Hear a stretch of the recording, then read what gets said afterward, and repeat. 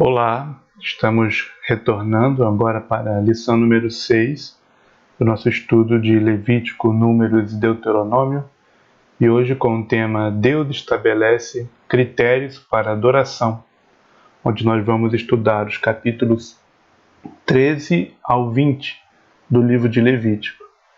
E o tema central desses capítulos é as aplicações na prática do que é a santidade que Deus está ordenando àquele povo. Então, Levítico 13 vai falar da santidade na doença, Levítico 14 da santidade na cura, Levítico 15 da santidade no corpo, Levítico 16 da santidade no perdão, Levítico 17 da santidade na vida, Levítico 18 da santidade nas relações, Levítico 19 da santidade na moral, Levítico 20 da santidade no juízo. Levítico 13, santidade na doença. Nós temos uma série de leis sobre como tratar as pessoas em Israel com uma doença contagiosa. Essas leis, elas chamam de lepra, na verdade, várias doenças diferentes. Não somente a doença que hoje nós chamamos de hanseníase, chamada de lepra, mas vários tipos de micoses, de doenças por fungos, e também de infestações de fungos, não só nos seres humanos, como também infestações de fungos em objetos e nas casas. Isso tudo está sobre um nome geral de lepra, nos capítulos 13 e 14 de Levítico. No capítulo 13, nós temos o diagnóstico, e no capítulo 14, nós temos a restauração, né? Como retornar à normalidade depois do diagnóstico. Então, havendo o diagnóstico da existência desses tipos de doenças infectantes, contaminantes, contagiosas, era necessário haver uma separação para que não fosse contaminado todo o arraial, todo o acampamento de Israel no deserto, não fosse contaminado com essa doença, não se espalhasse esta infestação. O próprio doente ele tem que tomar cuidado para não contaminar os outros, e ele próprio deve aceitar essa separação do arraial. Não é que ele seria expulso do povo de Deus, mas ele andaria em uma distância segura, né? Ele continuaria peregrinando com aquele povo, mas em uma distância segura para não contaminar os outros até que ele fosse curado. Sobre isso a gente vê que é uma aplicação do princípio geral de ética do Novo Testamento, de Mateus 7,12. Tudo que quereis que os homens vos façam, fazei-lhes também vós, porque esta é a lei e os profetas. Então, eu não quero que alguém passe doença para mim, então eu também farei de tudo para não passar a doença para os outros. Os cuidados de isolamento sanitário que evitam a propagação de doenças são cuidados por amor ao próximo, porque eu não quero que ele passe aquilo que eu estou passando, já que eu estou com uma doença contagiosa, não quero que ninguém a pegue. Então, eu, na verdade, uma pessoa que se isola, claro que isso é uma coisa triste, você se isolar da sociedade, como era naquela época, mas a pessoa que se isola, ela o faz por amor aos outros, para que eles não se contaminem também. Ao mesmo tempo, as pessoas pedem misericórdia a Deus pela sua saúde, junto com este tratamento, com o tratamento médico disponível na época. No caso, o tratamento principal era o isolamento da pessoa naquele momento. Hoje nós temos outros tratamentos que têm um efeito melhor pela misericórdia de Deus, pela graça de Deus. Mas esse tratamento com os recursos disponíveis para a doença, ele é acompanhado também da oração, né? Do pedido de misericórdia de Deus que ele conceda a cura daquela doença. A gente vê como exemplo disso a oração de Ezequias quando ele ficou doente. Isaías 38:16. Ezequias disse: Senhor, por estas coisas se vive e em todas elas está a vida do meu espírito. Portanto, cura-me e faz-me viver. No Novo Testamento, a gente continua com cuidado com os doentes, associado à oração a Deus pela cura dos doentes. E a gente lê em Tiago 5, do 14 ao 16. Está alguém entre vós doente? Chame os presbíteros da igreja e orem sobre ele, ungindo com azeite em nome do Senhor. E a oração da fé salvará o doente, e o Senhor o levantará, e se houver cometido pecados, ser-lhe-ão perdoados. Confessai as vossas culpas uns aos outros e orai uns pelos outros para que sareis. A oração feita por um justo pode muito em seus efeitos. Então, o ministério de oração pelos doentes e de visitação aos doentes, ele é amplificado no Novo Testamento. Você vê que esse doente, aqui de Tiago 5,14, ele não está frequentando a comunidade, né? Ele está na casa dele, sem poder frequentar a comunidade também, pela natureza desta doença, uma doença que o impediu de estar no meio do povo de Deus, assim como aquela doença lá do leproso de Levítico 13. Mas aí os presbíteros da igreja devem visitá-lo, né, e orar sobre ele, orar com ele pela cura dele.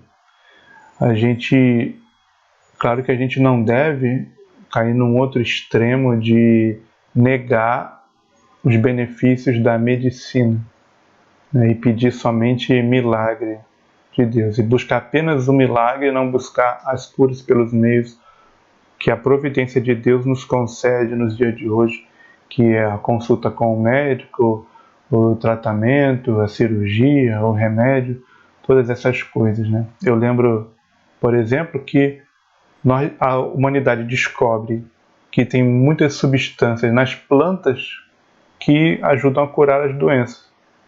Eu pergunto, quem criou essas plantas medicinais com essas substâncias nelas que ajudam a curar as doenças? O próprio Deus criou essas plantas medicinais e deu à humanidade essa bênção de descobrir substâncias que ajudam ela a curar as doenças hoje. Então, as coisas andam lado a lado, né? O doente, ele é cuidado, que ele está separado da igreja. Tanto é que as pessoas têm que ir lá visitar ele.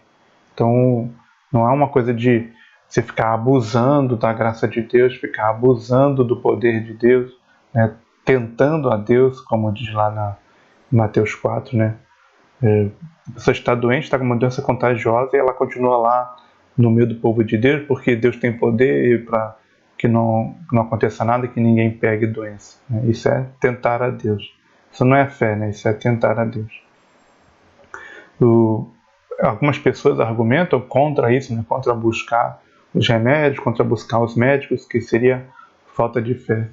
Inclusive, elas usam um texto bíblico de um rei lá de Israel que não buscou ao Senhor, mas buscou aos médicos.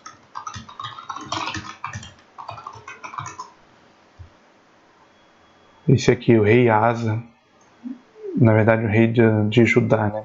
Segundo a Crônicas 16, diz que ele ficou doente, a doença é extremo grave, e na sua enfermidade não buscou ao Senhor, mas antes aos médicos. E algumas pessoas se baseiam nesse versículo para dizer que o cristão, se ele buscar um médico, é falta de fé, né? Claro que isso aqui não é uma negação da necessidade, da validade da medicina, mas sim de que ele não fez a outra parte, de buscar ao Senhor também, ou de que ele confiou mais no homem do que no Senhor. Aí, com certeza, se eu confio mais nos homens do que em Deus, eu estou errado. Eu tenho que fazer as duas coisas, buscar os médicos e buscar o Senhor. Buscar só o Senhor sem buscar os médicos é aquela pretensão de tentar a Deus, né? De eu abusar de Deus, de eu obrigar a Deus a fazer milagres. E buscar só os médicos sem buscar o Senhor, aí sim é uma secularização, né, da minha fé. Eu estou crendo mais na ciência do que crendo no poder de Deus. Tem que ser as duas coisas ao mesmo tempo. Até sobre isso aqui, de que não é uma questão de que eu só vou depender de milagre para ser curado. A gente lembra que aquele povo lá de Levítico 13, onde é ordenado que a pessoa se separe, aquele povo via milagres todos os dias. Todos os dias havia um milagre acontecendo. Caía pão do céu, saía água da rocha, as roupas não envelheciam, os sapatos não estragavam durante 40 anos, e a nuvem, a coluna de fogo, estava sobre o acampamento e os orientava para onde eles deviam ir. Então é um povo que todo dia estava vendo milagres ali. Mas mesmo assim Deus ordenou lá em Levítico 13 que os doentes fossem separados. Deus não poderia curar esses leprosos? Claro que poderia. Mas ele deve viver separado enquanto ele estiver com a lepra. Justamente para ensinar ao povo como tratar as doenças quando não houver milagres disponíveis. Se Deus fizesse milagre o tempo todo, com todo mundo, milagre não ia ser mais milagre. O milagre ele tem um propósito de confirmar a revelação de Deus. Tanto é que se você olhar pela Bíblia, você buscar, se você realmente examinar, se contar quantos milagres tem na Bíblia, de Gênesis a Apocalipse, você vai ver que eles estão concentrados em 3 momentos específicos. Existem alguns milagres espalhados, mas a maioria dos milagres se concentra em 3 momentos da história. Quando Deus liberta o povo do Egito e leva até a Terra Prometida sob Moisés, que é o texto que a gente está estudando aqui, o Pentateuco. Quando Deus levanta os profetas para repreender o povo pelo seu desvio, que é lá com Elias e Eliseu. Aqui em 1 Reis, final de 1 Reis, começo de 2 Reis, nas histórias de Elias e Eliseu tem vários milagres concentrados. Fora isso, só quando vem o Evangelho, o Novo Testamento com Jesus. Todo o período bíblico, ele na verdade tem poucos milagres espalhados. Grande quantidade de milagres está concentrada nesses 3 momentos. No momento da saída do povo do Egito, no momento do início do ministério dos profetas, sob Elias e Eliseu, e na revelação do Messias, Jesus Cristo, e seus apóstolos. Só nesses 3 períodos de tempo estão concentrados a maioria dos milagres bíblicos.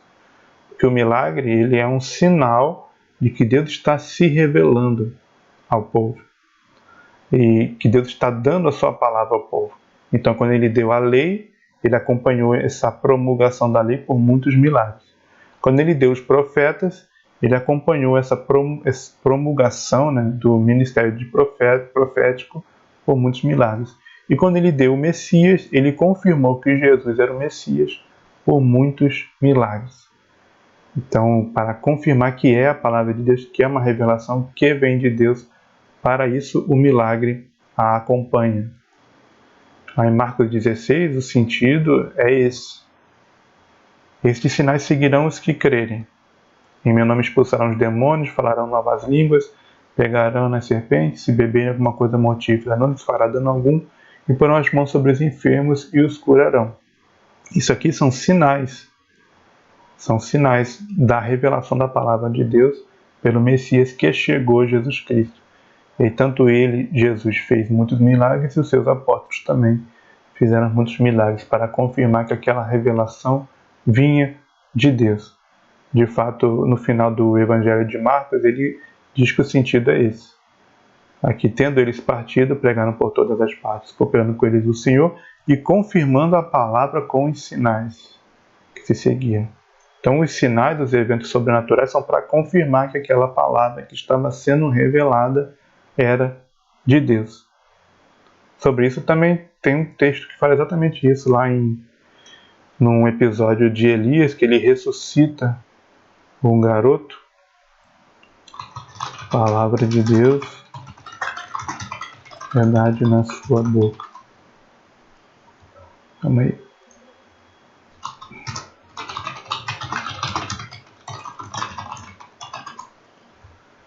Primeira Reis 17, 24, aqui, ele ressuscitou o menino.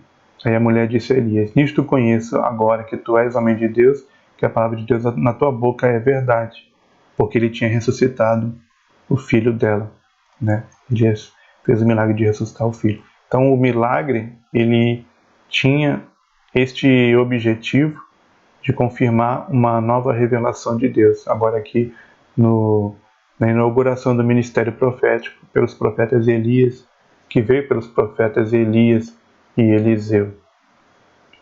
Também é claro que Deus pode fazer milagres hoje, curar pessoas sobrenaturalmente hoje, mas por definição um milagre é um evento sobrenatural. Se ele é sobrenatural, ele não é uma coisa assim para acontecer constantemente todo dia, né? Ele será mais raro, ele acontecerá menos vezes, por definição do que é sobrenatural. Nós sim devemos buscar pedir a Deus, pedir milagres a Deus, mas eu sei que para este tempo, para este momento da história da salvação, os milagres são coisas menos frequentes. Eu sei disso pelo propósito do tempo que eu estou na história da salvação. Não é o tempo de novas revelações. Não haverá novas revelações até Jesus voltar. Então também uma profusão de milhares de milagres todos os dias, dificilmente ela pode ser esperada por nós, né? Como acontecia na época de Jesus e dos apóstolos. A gente tem também uma confirmação indireta de Jesus sobre...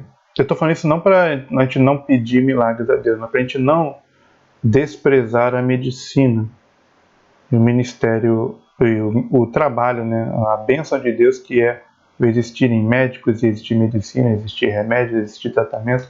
Uma coisa não contradiz a outra.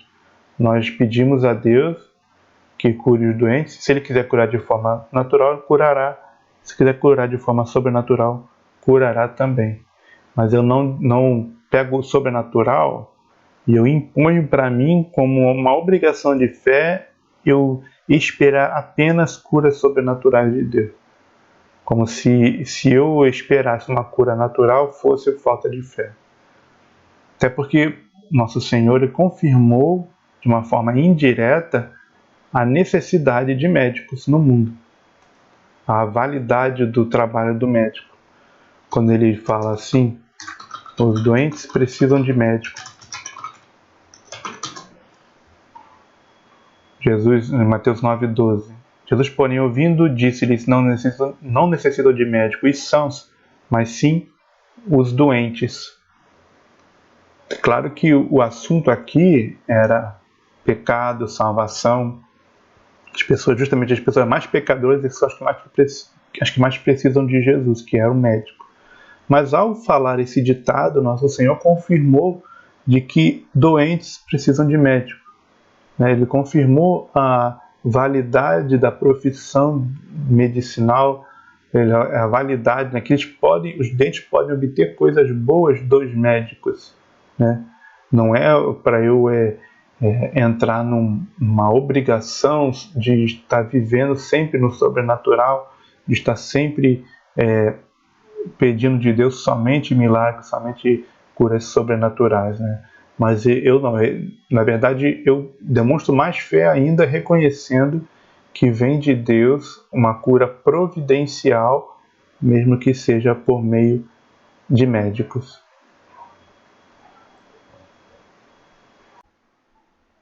Ainda sobre essa questão das curas das doenças nos dias de hoje, muitas pessoas pegam textos como o de Atos 19, de 11 e 12, onde fala: Deus pelas mãos de Paulo fazia maravilhas extraordinárias, de sorte que até os lenços e aventais se levavam do seu corpo aos enfermos e as enfermidades fugiam deles, e os espíritos malignos saíam.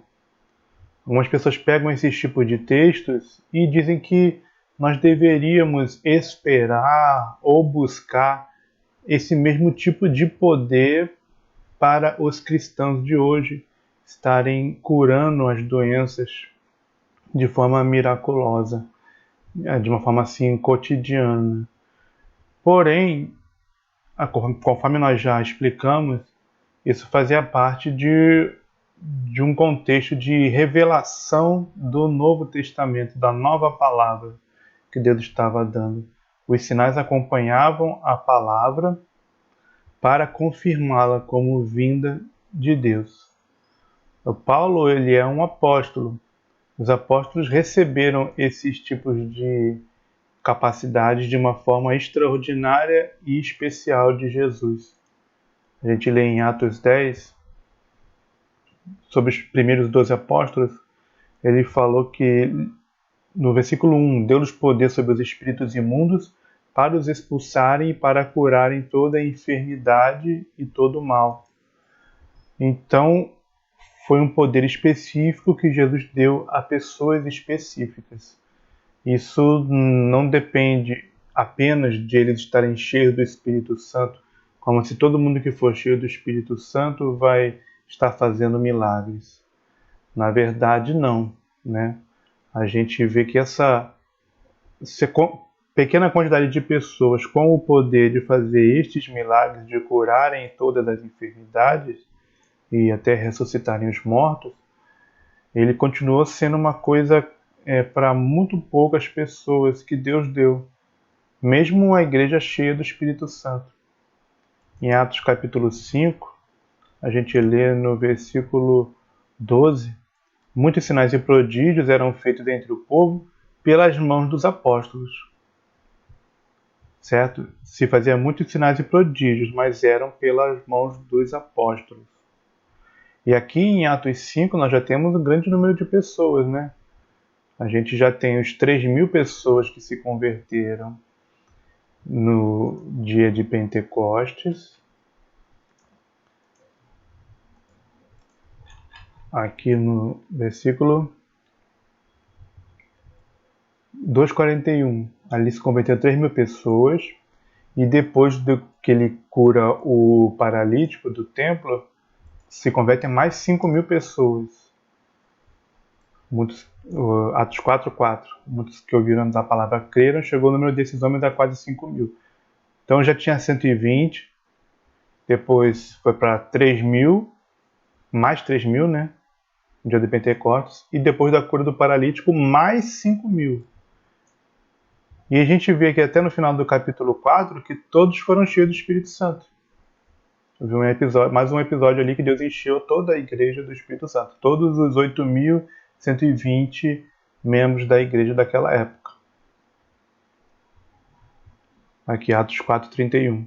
Tendo orado, moveu-se o lugar em que estavam reunidos, e todos foram cheios do Espírito Santo, e anunciavam com ousadia a palavra de Deus. Então aqui os 8.120 discípulos foram cheios do Espírito Santo. Mas, no capítulo seguinte, Atos 5:12, quem faz sinais e prodígios era somente os apóstolos. Então nunca foi uma coisa assim de todo mundo fazer milagre o tempo todo. Mesmo na época de maior fidelidade da igreja, na igreja primitiva, não era assim. Eram poucas pessoas, justamente para confirmar quem era o apóstolo e quem não era. Paulo fala, numa das cartas dele, que os sinais que ele fazia provavam que ele era um apóstolo de Jesus Cristo, mesmo ele tendo vindo depois. Onde ele não foi um discípulo que seguiu a Jesus durante o ministério terreno de Jesus, mas Jesus ressuscitado apareceu para Paulo depois e o enviou como apóstolo. Então ele era um apóstolo legítimo porque Jesus o enviou diretamente, mesmo ele tendo vindo depois. E a prova de que ele era um apóstolo é que ele fazia sinais e prodígios. Lá em 2 Coríntios 11 fala isso. Sinais do meu apostolado. E aqui, deixa eu ver realmente qual é o texto.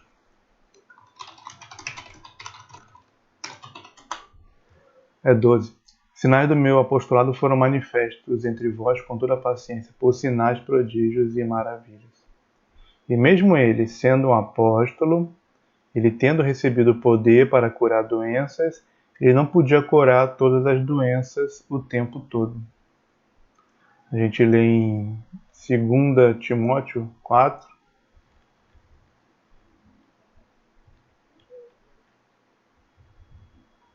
no versículo 20, deixei Trófimo doente em Mileto. Foi Paulo o apóstolo, mesmo Paulo lá de Atos 19, que você levando um lenço dele curava a doença. Mas nessa ocasião aqui, 2 Timóteo 4, 20, ele deixou um amigo dele, né, o missionário Trófimo, doente. Então, mesmo nesse caso, ele não está disponível o tempo todo o poder de curar doenças que Deus tinha dado aos apóstolos. E para o próprio Timóteo, Paulo recomenda ele cuidar da saúde dele, mas não por meio de milagre. 1 Timóteo 5, o versículo 23, não bebas mais água só, mas usa um pouco de vinho por causa do teu estômago e das tuas frequentes enfermidades. Por que Paulo não recomenda para Timóteo para ele orar a Deus para acabar com as enfermidades que Timóteo tinha? E não era só uma coisa que Timóteo teve ocasionalmente, não. Ele tinha frequentemente alguma doença crônica que Timóteo tinha, que Paulo cria que ele bebendo um pouco de vinho ia melhorar.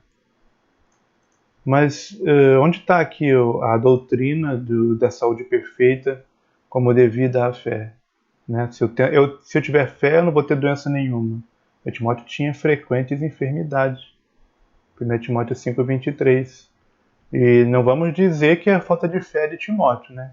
Nem falta de fé de Paulo, né? Por favor. Porque segundo Timóteo, Paulo elogia a fé que Timóteo tinha, né?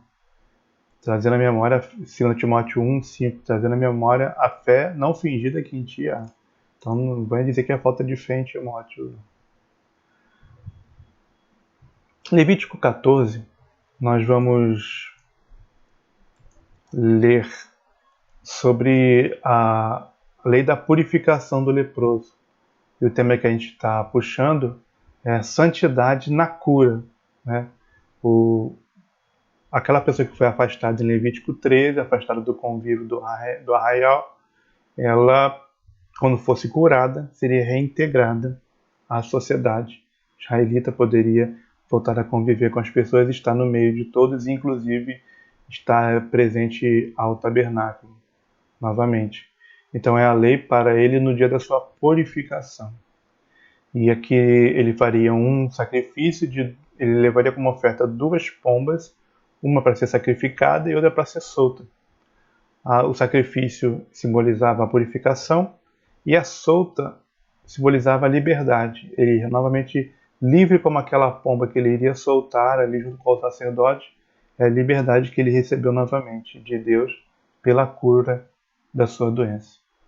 Então esse ritual aqui de purificação, de reintegração, Levítico 14, o que a gente tira para os dias de hoje seria na questão da gratidão a Deus, né? Durante as curas, quando a gente for curado das nossas doenças, nós temos sempre o coração grato, reconhecendo que veio de Deus, né? Veio de Deus a cura, a sua providência, quer tenha sido de forma sobrenatural ou natural, por meio de médicos, remédios, tratamentos, mas não importa, tudo vem de Deus. A bênção da cura vem de Deus.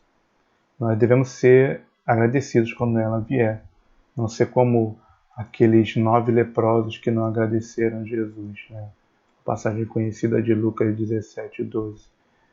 10 leprosos foram curados e 9 deles não agradeceram. Então nós temos que, com o rosto em terra, dar graças a Cristo como o samaritano, que aparece no versículo 16. Sempre reconhecer em Deus as curas das nossas doenças. O próprio Ezequias, que também tem um episódio semelhante, né, de uma experiência semelhante de passar por uma doença e ser curado por Deus, ele traz um exemplo aqui de gratidão sobre a cura. em Isaías 38:20.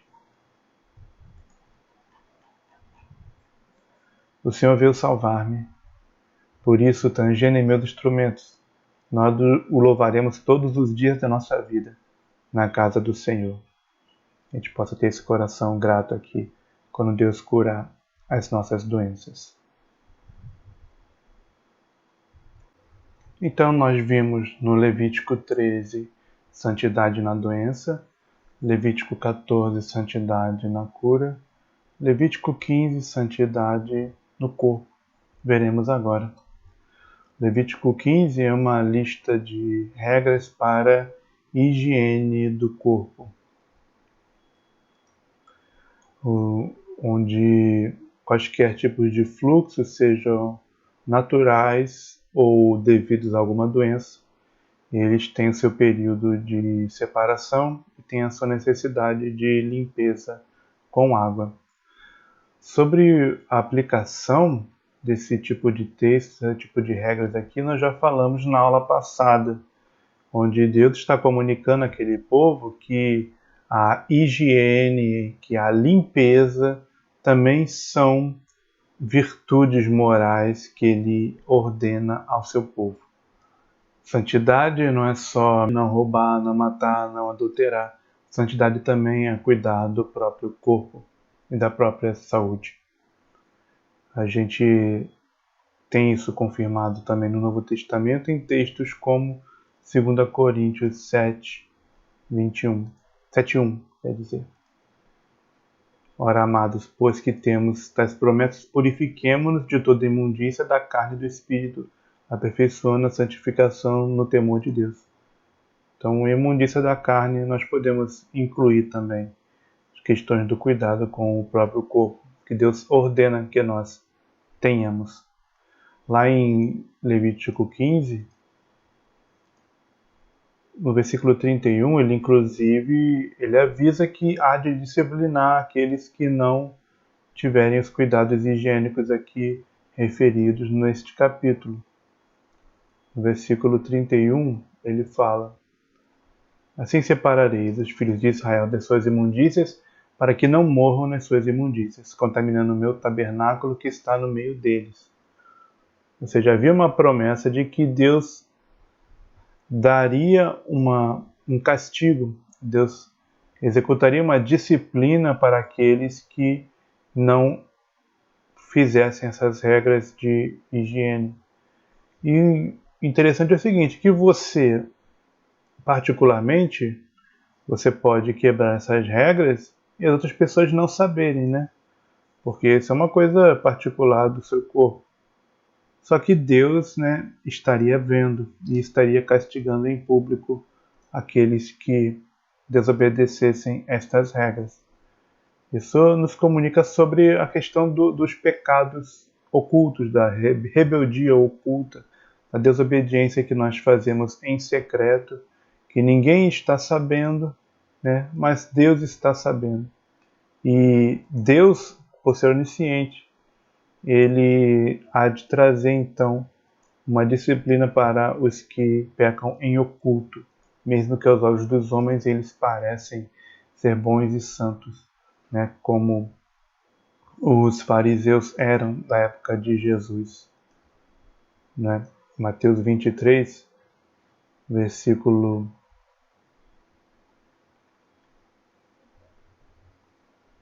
27, fala: ai de vós, escribas e fariseus hipócritas, pois que sois semelhantes aos sepulcros caiados, que por fora realmente parecem formosos, mas interiormente estão cheios de ossos de mortos e de toda imundícia. Assim também vós, exteriormente pareceis justos aos homens, mas interiormente estáis cheios de hipocrisia e de iniquidade. E essa promessa lá em Levítico 15:31, de que Deus vai castigar os pecados ocultos, ela vai para todo esse tipo, né, de religião que lustra somente o exterior, né? Lustra o exterior do copo e do prato, mas o interior cheio de rapina e de intemperança. E fica como um alerta para nós que os homens nós podemos enganar, né? Dos homens nós podemos nos livrar da repreensão pelos nossos pecados em oculto, mas não de Deus. Não podemos nos livrar porque Ele está vendo.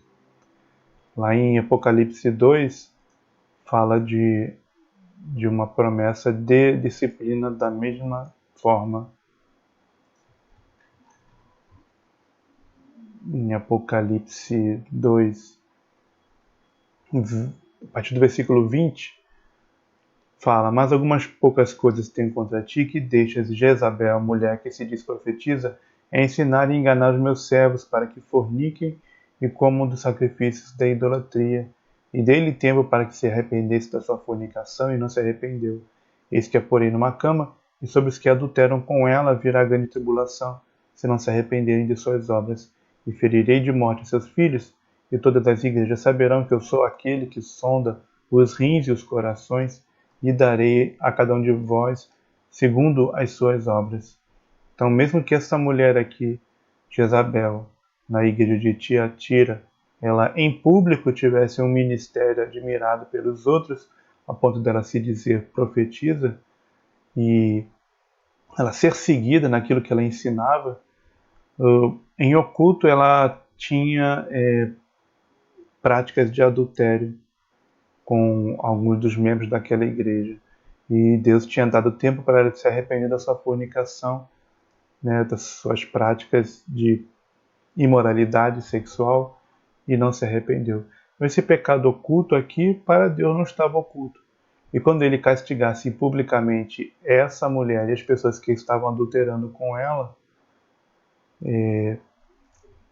seria demonstrado mais uma vez esta verdade, de que Deus é onisciente, Ele está vendo tudo o que se faz, mesmo os pecados em oculto. Todas as igrejas saberão que eu sou aquele que sonda os rins e os corações. Continuando, em Levítico do 16 ao 20, nós teremos uma sequência de leis sobre a santidade moral e civil. Deus disse ao povo: sede santos, porque eu sou santo, em Levítico 19, 2. Isso significa obedecer às suas leis. Ser santo diante de Deus é obedecer o que Ele manda. Essa submissão às instruções de Deus é uma parte relevante daquilo que a Bíblia chama ser santo. Então ele vai estar promulgando ao povo uma série de leis agora, saindo da parte individual que ela estava antes, do Levítico 11 a 15, indo para um caminho para o coletivo, do Levítico 16 a 20, uma santidade coletiva do povo, para que o povo busque o perdão de Deus coletivamente, em Levítico 16, da maneira ordenada por Deus, em Levítico 17, a santidade da vida, ou seja, na relação com o sangue, que o povo tenha santidade nas suas relações, conforme as instruções de Levítico 18, e ele pratique os mandamentos morais de Deus na sua vida, como diz Levítico 19, e a sociedade de Israel ela esteja executando os castigos de Deus sobre os crimes que são cometidos dentro dela, conforme Levítico 20, a santidade no juízo. O cristão ele também deve renovar a sua mente, né, ao modelo divino. E também as igrejas devem buscar ser um grupo de santidade coletiva, conforme diz em 1 Coríntios 5, ele fala sobre a necessidade do grupo coletivamente estar buscando a santificação.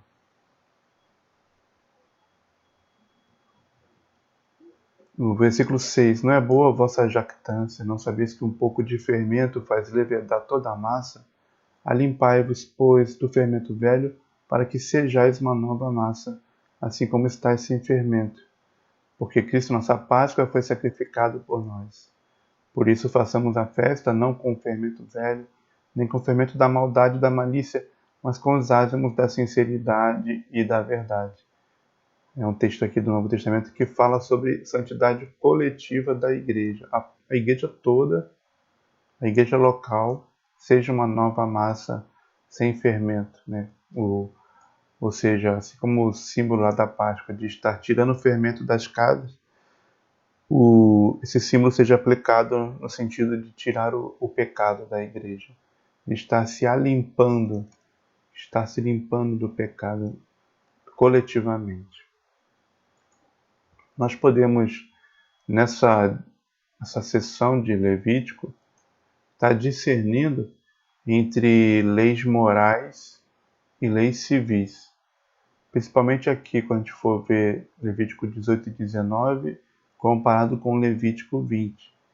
Enquanto Levítico 18 e 19, eles falam mais das leis morais, Levítico 20 vai falar mais de leis civis. E qual a diferença entre uma lei moral e uma lei civil? Uma lei moral, ela se comunica de uma maneira mais absoluta sobre o que é certo e o que é errado. A gente vai estar vendo em Levítico 18 e 19 várias leis comunicando isto é certo ou isto é errado. Já uma lei civil de Israel, que a gente vai ver em Levítico 20, ela diz o que a nação de Israel deveria fazer quando alguém cometesse algum dos crimes relacionados nos capítulos anteriores, Levítico 18 e 19. Existe diferença, né, entre um pecado e um crime. Qual é a diferença entre pecado e crime? Pecado é tudo o que é fora da vontade de Deus. E crime é algo que também é pecado, que também é errado, mas que é tão grave que a sociedade tem que trazer alguma punição para ele. Isso é um crime. É claro que somente aqui em Israel, somente no Antigo Testamento, que a gente tem essa conjunção de fatores e que tudo que é crime também é pecado, porque foi Deus quem definiu o que era crime naquela sociedade de Israel e devia ser julgado conforme as instruções de Levítico 20. Na nossa sociedade de hoje, muitas vezes, coisas que seriam crime para Deus não são crime para a sociedade. E coisas que a sociedade considera crime, Deus não considera pecado, porque são valores diferentes. Mas quando nós estamos falando aqui da teocracia que Deus estabeleceu no Antigo Testamento, tudo que é crime também é pecado. É claro que o conceito de pecado ele envolve coisas além dos crimes. Crime são coisas mais graves que Deus ordenou àquela sociedade punir. Mas pecado inclui coisas menos graves que não teria punição da sociedade. Por exemplo, os pecados mentais, os pecados de pensamento, são coisas que não poderiam ser punidas nem naquela sociedade de Israel, nem nas sociedades de hoje. Porque não tem como eu provar que a pessoa está praticando aquilo. Né? A mente de cada ser humano ela é uma fortaleza impenetrável. Só Deus penetra o que se passa dentro da mente de cada ser humano. Então, os pecados de pensamento ficam para a pessoa lidar diretamente com Deus. Não tem como a sociedade punir. A sociedade pune os pecados que podem ser testemunhados e provados de forma concreta, fisicamente. Eu vi o fulano fazer isso. Eu vi ele fazer aquilo. Então isso pode ser punido pela sociedade quando for um evento que aquela sociedade considera grave. Agora também nós precisamos estar discernindo, né, qual partes aqui de Levítico 18 a 20 elas valem para o cristão no dia de hoje. O que vai valer é aquilo que o Novo Testamento confirma. Se o Novo Testamento não confirmar, não é obrigatório nenhuma dessas leis aqui. Porque nós estamos debaixo da lei de Cristo, conforme nós já explicamos. Então preciso... Aqui vai ter uma longa lista de mandamentos. Levítico 18 e 19. E Levítico 20 também. eu preciso conferir cada um. Cada um eu tenho que ir lá conferir no Novo Testamento se ele é confirmado ou não. Eu não posso tratar todos da mesma forma, porque alguns são confirmados e outros não são confirmados. Alguns foram, alguns então se repetem no Novo Testamento, se mantêm no Novo Testamento, e outros não se repetem e não se mantêm no Novo Testamento. Quando a gente fala de lei civil, que a gente vai ver em Levítico 20, nós falamos também de coisas que são muito específicas, que mesmo que a gente quisesse repetir nas nações de hoje, nós não conseguiríamos. Por exemplo, lá em Números 35, ele fala, versículos 6 e 7, das cidades, pois, que dareis aos levitas, haverá 6 cidades de refúgio, as quais dareis para que o homicida se acolha. Além destas, lhes dareis 42 cidades. Todas as cidades que dareis aos levitas serão 48 cidades, juntamente com os seus arrabaldes. Então, dentro do território de Israel haveria cidades somente para os levitas, e algumas destas cidades seriam para servir de cidade de refúgio, onde a pessoa que mata alguém sem querer se acolhe ali para não ser punido. Se ele afirmar que foi involuntário, foi uma morte culposa, que a gente chama hoje de homicídio culposo, né, para ele não receber pena de morte pelo homicídio.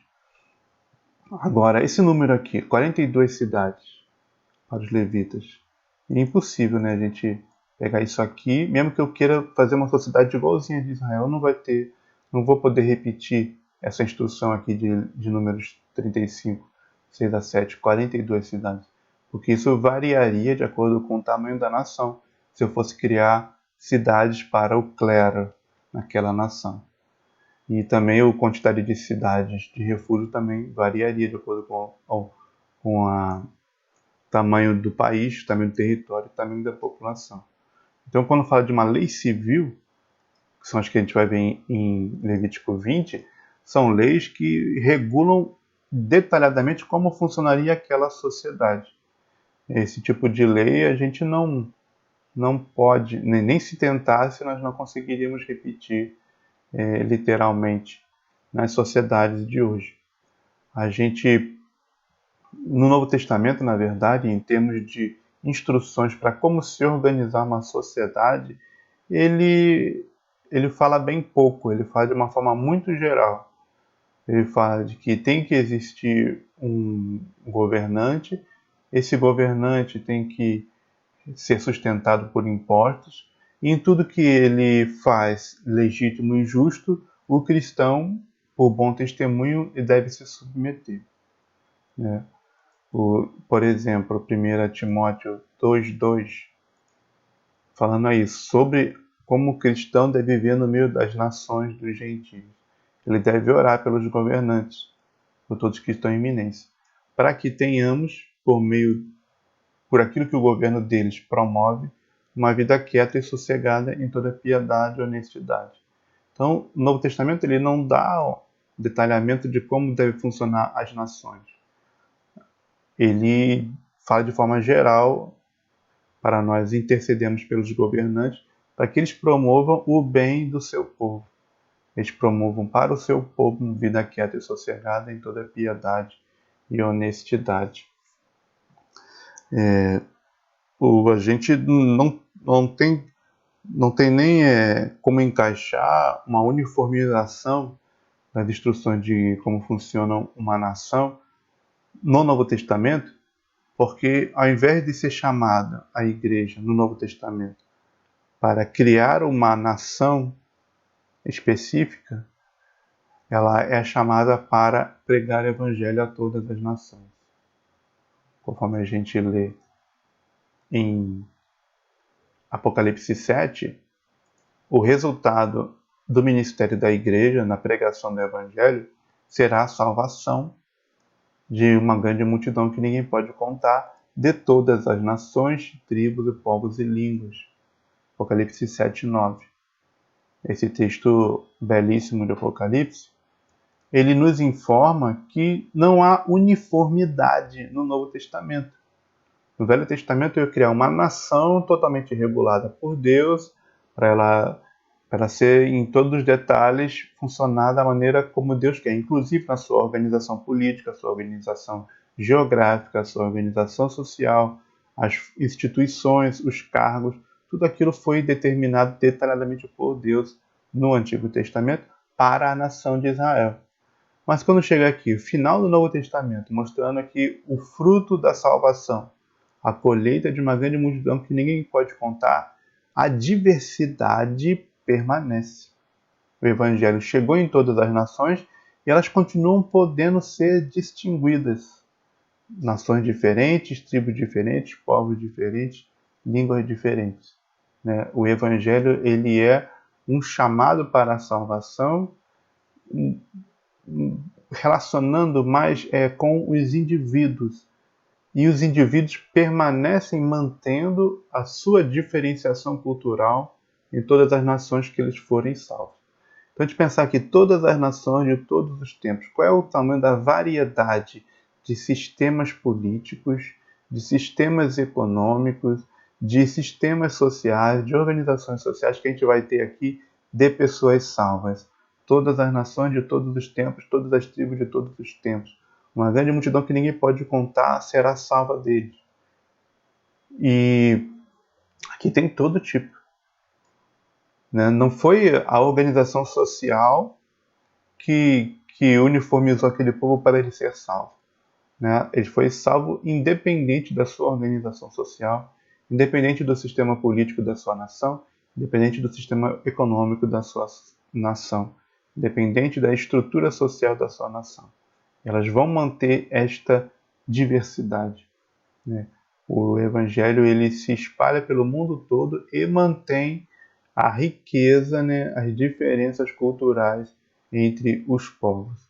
Ele os aproxima nos valores morais, que os cristãos do mundo inteiro eles vão ter valores morais semelhantes. São os valores morais do Novo Testamento.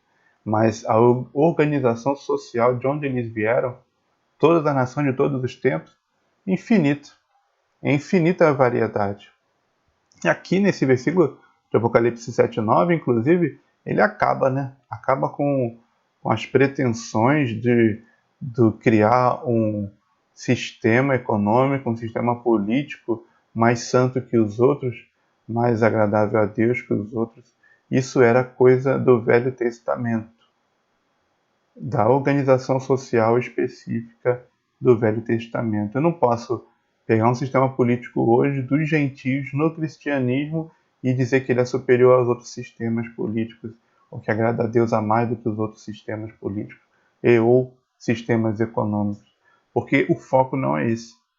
O foco não é criar uma nação uniforme, mas salvar pessoas de todas as nações. Levítico 16, então, nós vamos ver a santidade no perdão, onde nós temos em Levítico 16 a cerimônia provavelmente mais importante de Israel, de uma vez por ano, no dia da expiação, trazer 2 bodes, um para servir como expiação dos pecados e outro para ser enviado para fora da congregação. Um é o bode sacrificado ao Senhor, aqui no versículo 8, e outro o bode emissário, que vai ser enviado para longe do arraial. Eles simbolizam, o primeiro da expiação, o pagamento pelo pecado. O segundo bode, que não é sacrificado, ele é enviado para ir para o deserto, ele simboliza o afastamento do pecado. A obra de Deus de tirar o pecado do seu povo. Não só pagar pelo pecado, mas também tirar o pecado. Simbolizado aí no bode emissário. A gente lembra essa obra aqui do bode emissário, de tirar o pecado do meio do povo. A gente lembra que a obra de Deus não é somente para nos perdoar, mas também para nos transformar. Pode citar Salmo 103, versículo 12. Assim como está longe o Oriente do Ocidente, assim afasta de nós as nossas transgressões. Não só no sentido de dele perdoar, não levar em consideração, mas também de nos tirar, de tirar o mal que há em nós, de nos purificar e nos santificar gradualmente. Assim, nós temos essa cerimônia de Levítico 16, dos 2 bodes, um bode para a expiação do pecado e outro bode para o afastamento do pecado. E essa, é claro, é uma obra efetuada pelo nosso Senhor Jesus Cristo no Novo Testamento. Ela se apontava para o afastamento definitivo dos pecados do povo de Deus que Cristo faria. João 1:29, nós lemos: no dia seguinte, João viu a Jesus que vinha para ele e disse: eis o Cordeiro de Deus que tira o pecado do mundo. Essa obra de santificação, de transformação dos corações do seu povo, apontando para o livramento definitivo do pecado. Nós sabemos que isso aqui, essa obra de Jesus Cristo, tirar o pecado de nós, ela é gradual, mas ela aponta para o dia em que ela será perfeita, quando nós vamos estar irrepreensíveis diante dele. 1 João 3,2 fala: amados, agora somos filhos de Deus e ainda não é manifestado o que havemos de ser.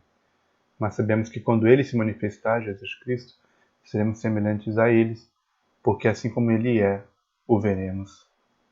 Então, nós já somos adotados como filhos de Deus, mas ainda havemos de ser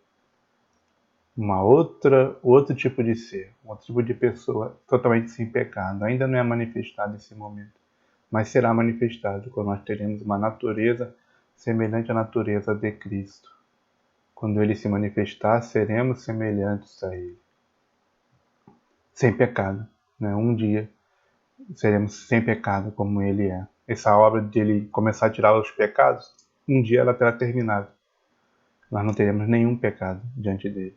E nem sentiremos mais vontade de pecar. Para a glória de Deus. Será assim para todos que chegarem à salvação por meio de Jesus Cristo. Levítico 17, santidade da vida. A gente vai ver que Deus ordena uma certa solenidade no tratamento com o sangue, seja o sangue de qualquer pessoa, de ser humano, de animal. Esse elemento ali na vida daquele povo seria tratado com uma certa solenidade, um certo respeito. Por quê? A gente lê o seguinte, Levítico 17, versículo 11.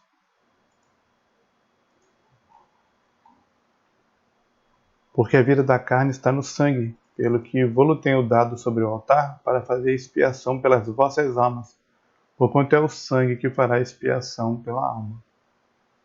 Deus quis escolher que o sangue seja o meio de pagamento pelos pecados, pelo fato da vida da carne estar no sangue.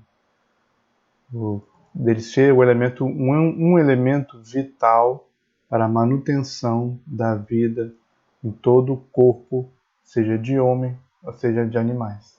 Então Deus santificou esse elemento, Deus escolheu que seria desta forma, como uma moeda espiritual para pagar pelos pecados. E dado que Deus fez esta escolha na sua soberania, no seu plano, de pagar pelos pecados desta forma, então esse elemento que Deus santificou seria tratado com um certo respeito pelo povo de Deus, para comunicar o que seria feito por meio deste elemento, do sangue. Ele, por ter sido santificado por Deus no seu plano da salvação, o povo de Deus há de tratar com certo respeito o sangue. E assim, esse respeito ele é tão forte que ele passa também para o Novo Testamento, na proibição de comer sangue, mesmo ao se alimentar de algum animal. Devemos evitar então comer sangue. Isso foi repetido lá no Concílio de Jerusalém, Atos 15, onde estava se decidindo se os cristãos gentios deveriam ser ensinados a ou guardar a lei de Moisés ou não. Foi decidido que essa parte do não comer sangue seria mantida. Claro que tem uma questão de conseguir manter comunhão entre cristãos de origem gentílica e cristãos de origem judaica. Mas a questão do Deus ter santificado esse elemento, ela deve ser lembrada. Ela permanece necessitando ser lembrada por nós no Novo Testamento. Esse é um dos motivos para essa questão permanecer. Quanto a todas as outras, né, o mandamento de guardar toda a lei de Moisés, isso aí foi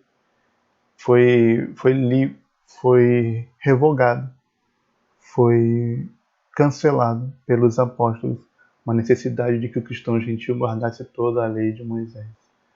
No versículo 29, ele fala que se abstenham coisas sacrificadas aos ídolos, do sangue, da carne sufocada e da fornicação.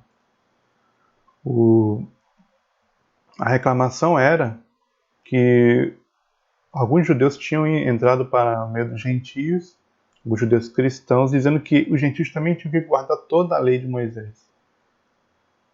Atos 15, 24, transtornaram vossas almas, dizendo que deveis circuncidar-vos e guardar a lei. Mas eles, os apóstolos, que estavam reunidos em Atos 15, responderam, não lhes tendo nós dado mandamento. Ou seja, eles não mandaram os gentios guardarem a lei. Apenas em 4 assuntos que eles consideraram importantes. Na verdade, ele disse, pareceu bem a nós e ao Espírito Santo. Né? Eles creem que Deus os orientou a manter esses 4 assuntos. Então, só para entender, a questão, quando ele fala assim, não vou impor para o gentio encargo algum, senão essas coisas necessárias. Não é que a única coisa que o gentio tem que fazer são somente essas 4 coisas. Deus só quer que ele se abstenha de coisas sacrificadas aos ídolos, do sangue, carne sufocada e fornicação. Mas que essas 4 coisas são as únicas coisas da lei de Moisés, da lei do Antigo Testamento, que eles tinham ainda que ser ensinados. Porque todas as outras coisas já estavam contidas nas instruções de Jesus e dos seus apóstolos. Você vê que ele fala que nós não demos mandamento para eles guardarem a lei. Ou seja, o grupo dos apóstolos, que era o filtro daquela parte do Antigo Testamento que o gentio tem que guardar ou não. Então, onde é que estão os outros mandamentos? Se é só esses 4 mandamentos dos gentios, né? Onde estão os outros mandamentos de não honrar pai e mãe, não matar, não adulterar, não roubar? Onde eles estão? Estão nas instruções de Jesus e dos seus apóstolos, que são suficientes para todas as coisas da vida. E além delas, eles devem guardar também somente essas 4 coisas da lei de Moisés. Então, e repete aqui, questão do sangue. Em Atos 15, 29. Então, essa restrição alimentar, ela é mantida. Nós lemos lá quando a gente estudou Levítico 11, que a questão da carne, do qual tipo de animal se alimentar, ela não é mantida no Novo Testamento. Mas a questão de não comer sangue é mantido sim, é um mandamento do Novo Testamento para todas as eras, conforme aqui a instrução de Atos 15. Essa restrição de não comer sangue, ela tenta dar uma memória. Ela tenta nos fazer lembrar da santidade deste elemento. Não porque ele em si seria santo, mas porque Deus o santificou ao usá-lo. Quando Deus decide usar o sangue para prover a salvação das pessoas, dos seres humanos que ele salvaria, então o elemento passa a se tornar, passa a haver uma aura de solenidade, de respeito, de reverência necessária sobre este elemento, porque Deus o usou. Né? Aquilo que Deus tocou, aquilo que Deus usou para o seu propósito divino de salvação, então eu tenho que ter um certo respeito. Quando eu leio lá em Atos 20 e 28, eu sou lembrado disso.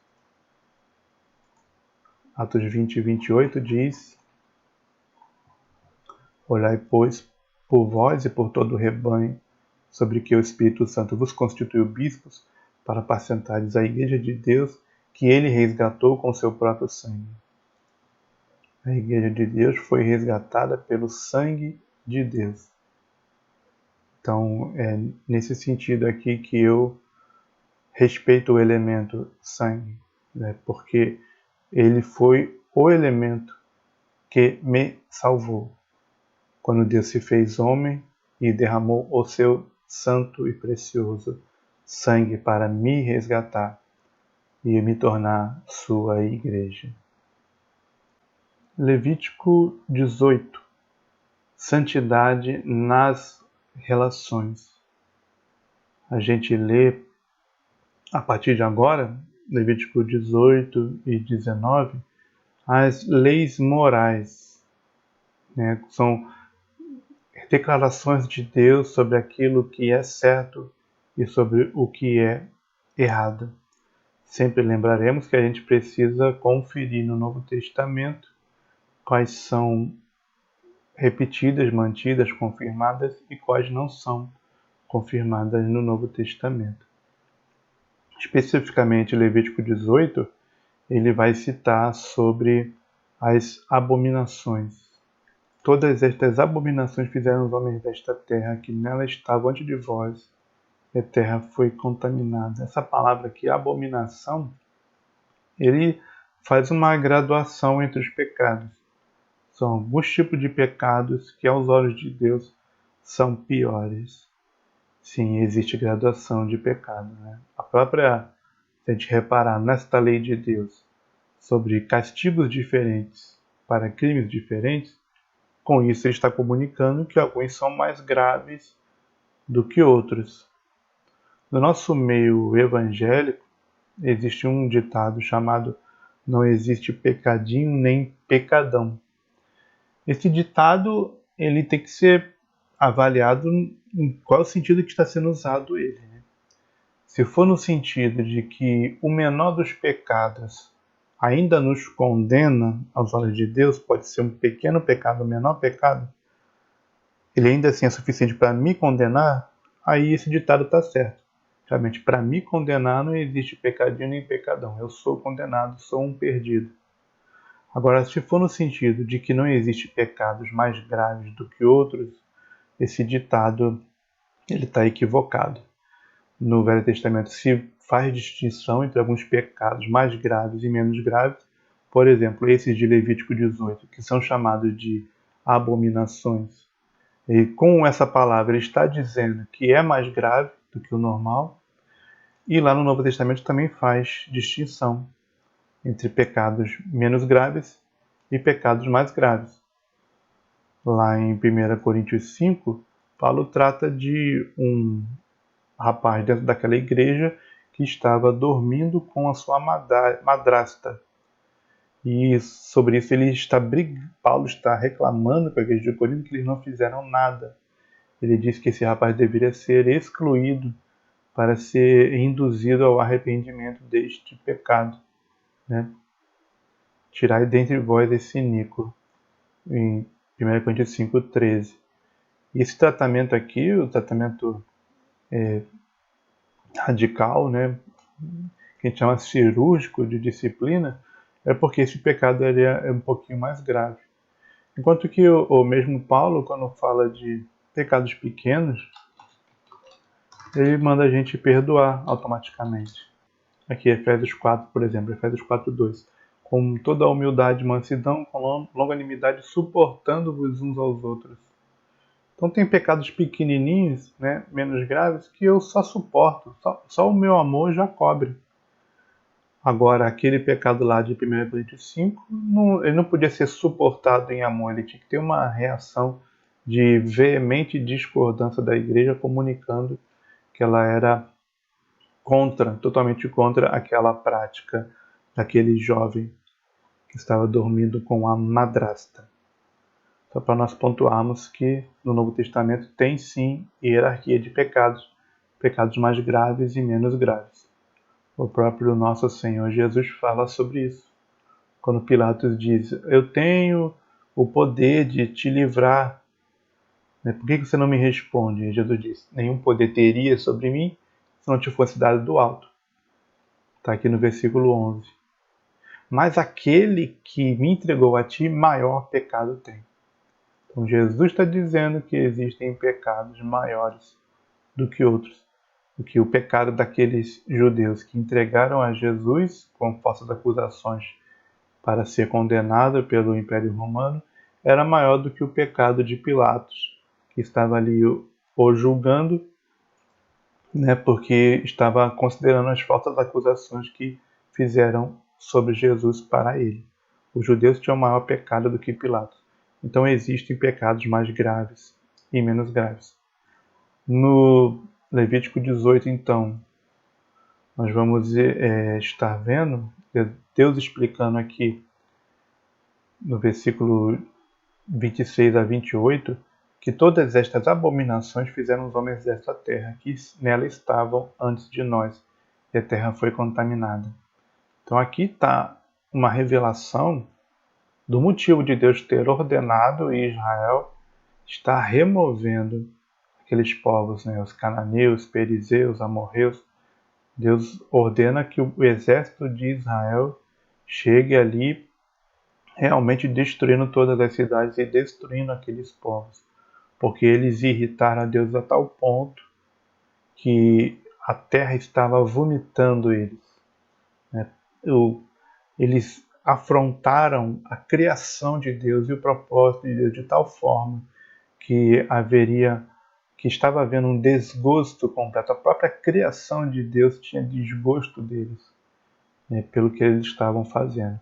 Tudo que a gente lê aqui então, Levítico 18, Deus precisa esclarecer a Israel que ele é contra, para que Israel não se contamine com estas nações de Canaã que estavam fazendo estas coisas aqui abomináveis de Levítico 18.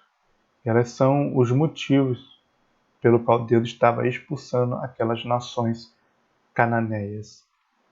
E isso nos ensina que existe, né, o juízo de Deus sobre a impiedade dos homens. Tal como nos tempos do dilúvio, Deus deixou chegar a um ponto em que não tinha mais como permitir a continuidade daquele tipo de sociedade diante do dilúvio e a destruiu, tal como ele esperou o povo de Sodoma chegar a um ponto que não tinha mais como Deus poder manter a existência daquela sociedade. Assim aconteceu com aquelas sociedades cananeias que Deus ordena Israel destruir ao chegar naquela terra, porque elas eram praticantes destas abominações que estão listadas em Levítico 18. Entre essas abominações listadas aqui, nós temos as leis sobre o incesto. O que é o incesto? É uma relação conjugal proibida por Deus. O tipo de parentesco que não pode haver casamento entre eles. Onde fala assim, a partir do versículo 6, descobrir a sua nudez, isso é um eufemismo, né? É uma linguagem figurada para falar do ato sexual. É uma coisa tão abominável estas relações acontecerem que ele ainda fala assim, né, de uma linguagem figurada, né? Como diz lá no Efésios, fala que o que eles fazem oculto não convém nem dizer, né? Efésios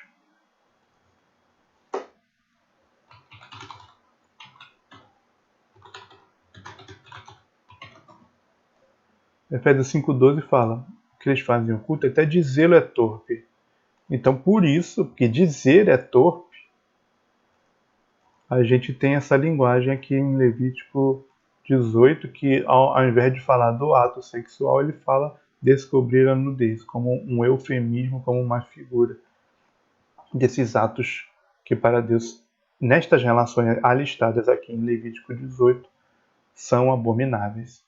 Então, a partir daí ele fala que não pode acontecer nem relação, e muito menos casamento, entre um homem com alguma parenta da sua carne, nem com o pai, nem com a mãe, nem com a mulher do pai, a madrasta, que a gente viu lá acontecendo lá em 1 Coríntios 5, nem a irmã, nem se for meia-irmã, filha do teu pai ou filha da tua mãe. Tem um parênteses eu faço aqui, porque a gente tem visto essa abominação aqui de casamento entre meios irmãos como uma coisa assim, menos grave, né? Menos errada. A gente tem novelas que falam sobre isso aqui, sobre essa abominação aqui do meio-irmão, né? Isso é uma coisa que causa desgosto aos olhos de Deus. Nós também deveríamos ter o nosso desgosto. O neto, a neta, também não. Relação entre avós e netos, abominação. Entre tio, sobrinho, irmã de teu pai, irmã de tua mãe. Ou seja, tios e sobrinhos também não pode acontecer. O tio e a sobrinha, e a tia e o sobrinho não pode acontecer. Não pode acontecer também nem a mulher do tio. O irmão de teu pai não descobrirá e não chegará da tua mulher. Mesmo aqui, sendo a pessoa de outra família, né? Porque ela se casou com seu tio. Ainda assim, aqui na palavra de Deus, Levítico 18, seria uma abominação se isso acontecesse. E pode se perguntar, mas se o tio morresse, né, e aquela mulher com quem ele casou não estaria livre para o sobrinho, porque ele não é parente direto. Não, mesmo se ele morresse. A abominação permanece, mesmo que o outro faleça. Né? A pessoa que criou o parentesco pelo casamento, ela faleça. Nudez da tua nora, não poderia. Cunhada, mulher de teu irmão, não poderia. Claro que todos eles têm a contrapartida, né, do outro sexo, né? Nora, genro, cunhada, claro que está incluído aqui, está implícito. Mulher e sua filha, ou seja, se ele casasse com duas esposas, não poderia ser mulher e filha, né? Nem mulher e neta, não poderia se casar com duas mulheres, sendo uma a avó e a outra a neta dela. Não poderia ser duas irmãs também. Se tivesse duas esposas, não poderiam ser duas irmãs. Interessante aqui, que isso aqui, por exemplo, é uma coisa que aconteceu lá em Gênesis. Jacó casou com duas irmãs. Até te desculpa um pouco Jacó, porque não foi o que ele planejou, né? Foi enganado por Labão. Mas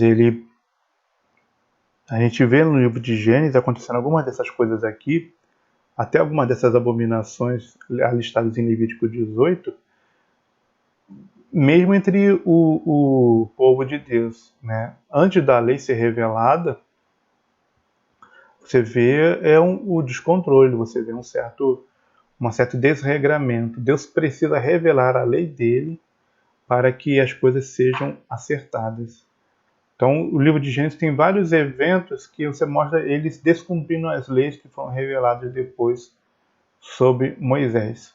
Até para ilustrar o que acontece quando a gente deixa o pecado correr solto.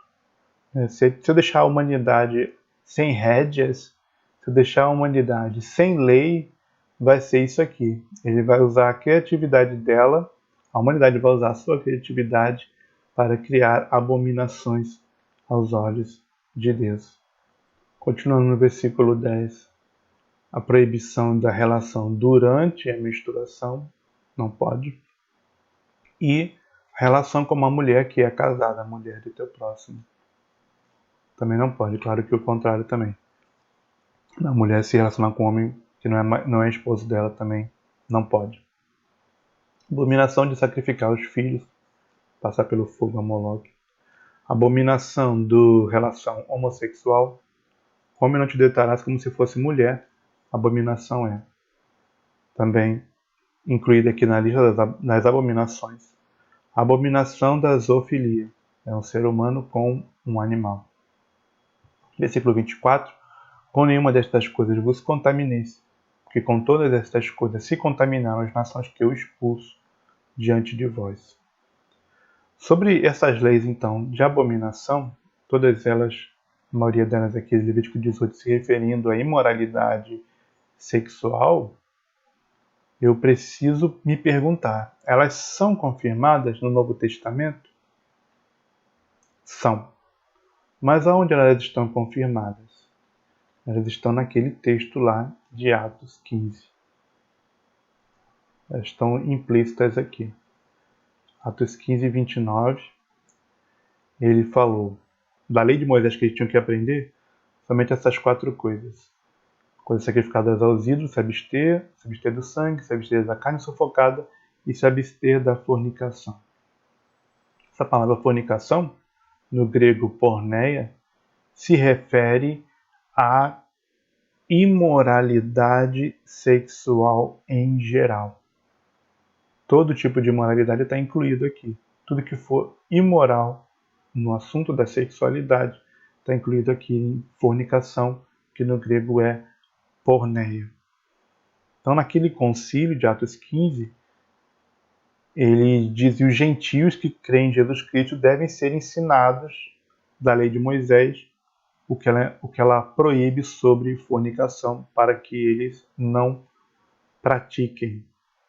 E lembra que nós falamos, o que o concílio decidiu os gentios serão instruídos pelos apóstolos. Tudo que os apóstolos ensinarem, baseado nos ensinos de Jesus, será a lei do Novo Testamento. Porque esta lei de Cristo, essa doutrina dos apóstolos, ela contém tudo que eles precisam. Mas além dela, tem esses 4 assuntos aqui que eles deveriam aprender na lei de Moisés.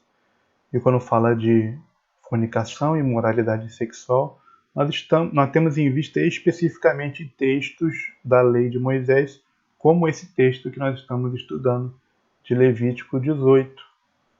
Porque esta lista aqui, não pode casar com o pai, não pode casar com a mãe, não pode casar com a irmã, não pode casar com a meia-irmã, não pode casar com o tio. Essa lista, ela não é repetida no Novo Testamento.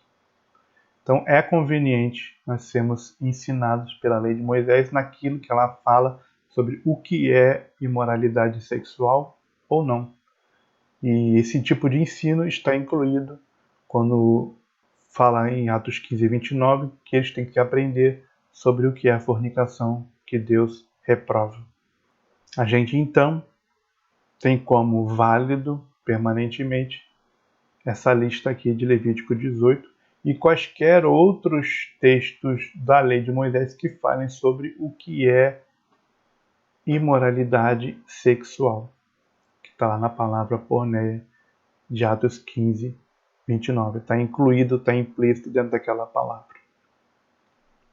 Que nós, então, precisamos ter sobre esses assuntos aqui de Levítico 18 a mesma opinião de Deus de considerar uma abominação, um tipo de pecado que deve ser reprovado por nós. Não só nós não fazemos, mas nós também não concordamos de forma alguma com esses pecados. Levítico 19, santidade na moral. Ou seja, o capítulo que a gente vai ver em Levítico 19 é um capítulo com diversas regras morais de comportamento. Ele é bem múltiplo. Ele não se foca em um assunto só, não. Ele fala de vários assuntos no mesmo capítulo, em versículos curtos, né, em sentenças curtas, falando de diversos assuntos morais sobre o certo e o errado para com Israel.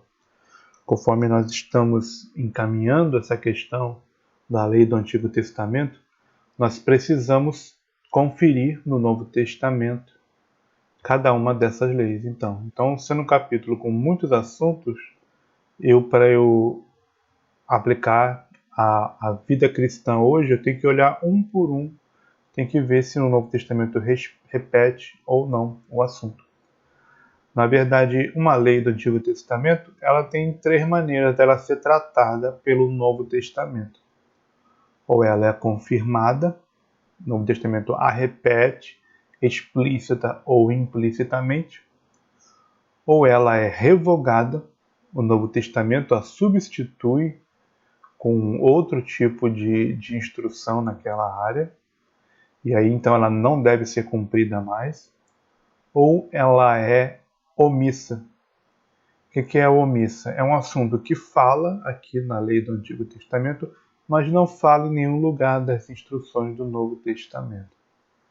Se ela for omissa, então fica a critério do cristão ele decidir fazer ou não. Não é obrigatório. Se ela foi confirmada no Novo Testamento, ela é obrigatória.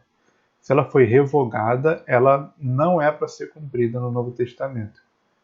E se ela foi omissa, se o Novo Testamento não fala do assunto, o cristão ele tem a liberdade de decidir seguir essa lei ou não.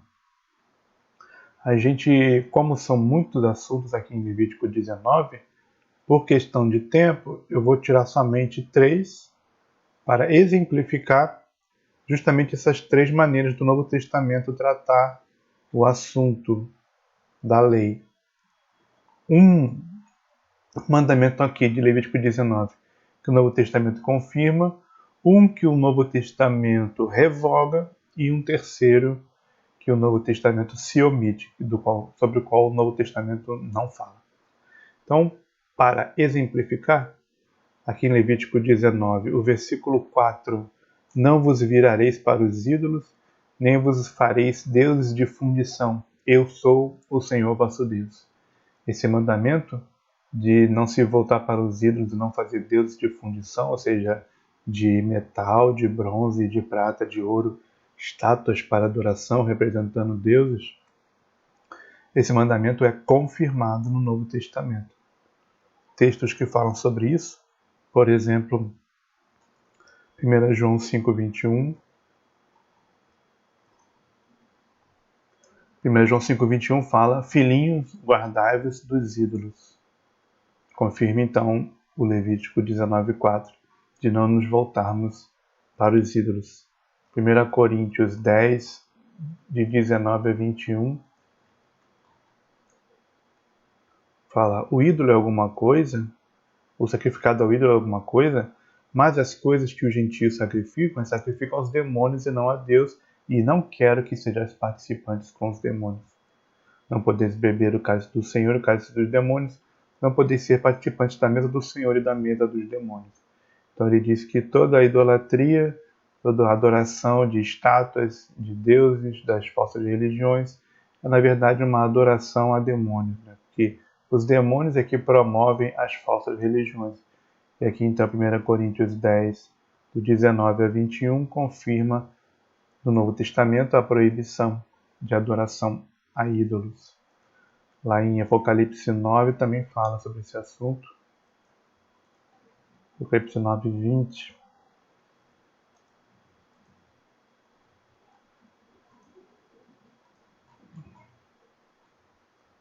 Os outros homens que não foram mortos por estas pragas não se arrependeram das obras de suas mãos para não adorarem os demônios e os ídolos de ouro, de prata, de bronze, de pedra e de madeira, que não podem ver, nem ouvir, nem falar. Então, onde Apocalipse 9, 20 diz que eles deveriam ter se arrependido de adorar ídolos de prata, bronze e ouro, pedra e madeira, está confirmando que isso aqui é pecado, você ter esses tipos de objetos e adorá-los, né, no Novo Testamento. Agora vamos ver um exemplo de uma lei lá de Levítico 19 que foi revogada no Novo Testamento. Por exemplo, a de 19:5, quando oferecer de sacrifício pacífico ao Senhor, da vossa própria vontade o oferecereis. A gente estudou sobre isso aqui, né? O sacrifício pacífico. A gente estudou lá em Levítico 3, né? onde um animal é sacrificado como uma forma de culto a Deus, celebrando a comunhão com Deus. Isso aqui, sacrifício de animais, que está em Levítico 19, isso foi revogado no Novo Testamento. Não é que você não tem obrigação de sacrificar animais. Não, você não deve sacrificar animais no Novo Testamento. Todo esse sistema, todo esse ato religioso de sacrificar animais está revogado no Novo Testamento. A gente lê sobre esta revogação em Hebreus 10, de 7 a 10.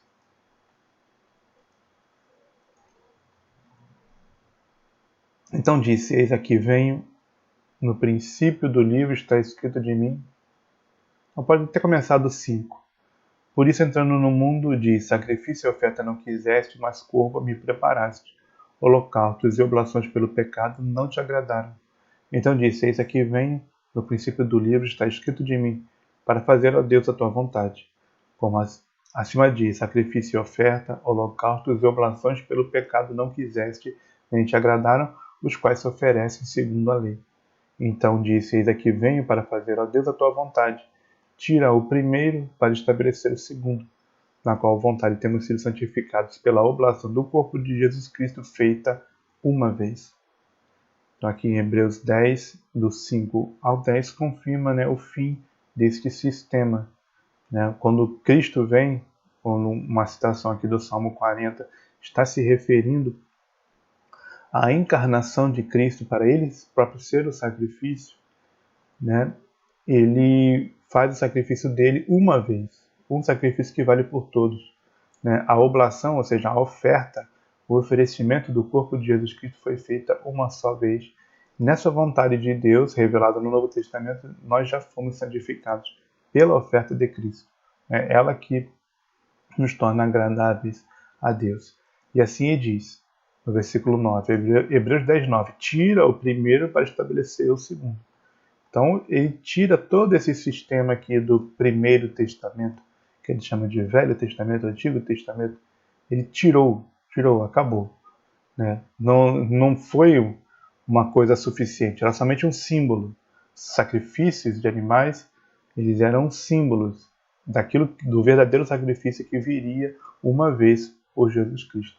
Então, aqui é um exemplo de um texto da lei de Levítico 19, as regras lá morais Levítico 19, que está revogado no Novo Testamento. Agora, a terceira categoria, que não é nem o confirmado, nem o revogado, que é o mandamento omisso, um assunto sobre o qual o Novo Testamento não fala. A gente pode pensar aqui em Levítico 19, por exemplo, no versículo 28, fala assim: não fareis marca alguma sobre vós.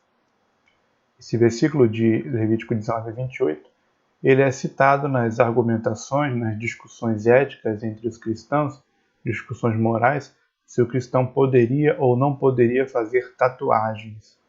Então, aqueles que argumentam dizendo que ele não poderia fazer tatuagens, citam Levítico 19, 28, e diz que isso aqui, fazer marca, incluiria tatuagens. Sem entrar na discussão se essa marca aqui ela inclui tatuagem ou não, a gente precisa perguntar se o Novo Testamento repete esta instrução. Então, essa instrução aqui sobre não fazer marca no corpo, ela não é repetida no Novo Testamento. Não tem lugar nenhum de Mateus Apocalipse nas Escrituras que faz referência a ela, nem explícita, nem implícita. Diferente daquela que a gente viu em Levítico 18, onde tem a referência geral sobre fornicação em Atos 15 e 29, fornicação que é instruída pela lei de Moisés. Então, pega todas as instruções sobre pecado sexual na lei de Moisés. Ok. Ela foi citada implicitamente em Atos 15 e 29. Agora, aqui, sobre proibição de fazer marca no corpo, não se fala sobre isso no Novo Testamento. Então, é o tipo de mandamento, entre vários que tem aqui no Velho Testamento, que o cristão ele é livre para obedecer ou não. E se ele fizer uma marca, ele não vai estar pecando contra este mandamento necessariamente. porque este mandamento não foi repetido no Novo Testamento, então ele não está debaixo desta obrigação. Então esse discernimento aqui, de eu pegar cada um desses mandamentos daqui em textos como Levítico 19, que fala salpicado de várias coisas diferentes, cada um deles eu tenho que conferir no Novo Testamento, se o Novo Testamento repete, ou se o Novo Testamento revoga, ou se o Novo Testamento não fala sobre o assunto. Se o Novo Testamento repetir, implícita ou explicitamente, então estou obrigado a obedecer esse mandamento aqui do Velho Testamento. Se o Novo Testamento revogar, eu não posso fazer, não tenho que fazer mais. Como é todos os mandamentos, todas as instruções cerimoniais, né, do culto, sacrifício de animais, aquele culto lá do tabernáculo e do templo que Deus ordenou. E se o Novo Testamento não fala sobre o assunto, então nesse assunto eu sou livre para seguir a minha consciência e fazer aquilo que o meu entendimento como cristão não me acusar. Minha consciência limpa, minha consciência estando limpa, não é porque está escrito no Velho Testamento que eu tenho que deixar de fazer. Porque se não foi repetido no Novo Testamento, eu estou livre desta obrigação. Levítico 20, santidade no juízo. A gente vê agora neste capítulo, lá no versículo 22, ele se referindo ao guardar não só os estatutos, mas também os juízos. O que ele quer dizer quando fala guardar os juízos de Deus que Israel deveria fazer, né? Juízos são os castigos contra os crimes. São as penalizações contra todos os males que são feitos naquela sociedade que deveriam ser publicamente penalizados. Pecado é tudo que eu faço fora da vontade de Deus. Agora, crime é uma coisa que prejudica tanto a vida social que a sociedade decide punir. No caso de Israel, no caso do Antigo Testamento, aquela nação que Deus criou, ela teria os seus juízos, as suas penalidades para os seus crimes estipuladas por Deus. E a sua definição do que é um crime, ou seja, daquilo que a sociedade deve punir, ela também estaria incluída aqui na lei de Deus em textos como esse de Levítico 20, que vai falar dos juízos de Deus, ou seja, das penalidades que Israel deveria infringir para os criminosos, depois que eles fossem julgados e condenados. É claro que isso aqui não é sem critério nenhum.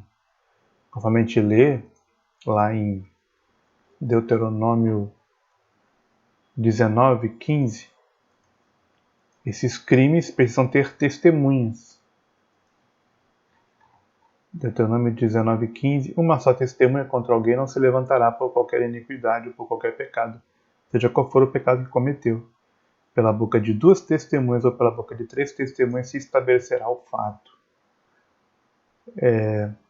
Inclusive a gente, olhando para essas leis de juízo, das penalidades que Israel infligia aos crimes que Deus prescreveu que deviam ser punidos socialmente, a gente vê bastante severidade, né? Nós vemos muita pena de morte para coisas que nós hoje acharemos que não merecem pena de morte. A gente vê uma lei dura.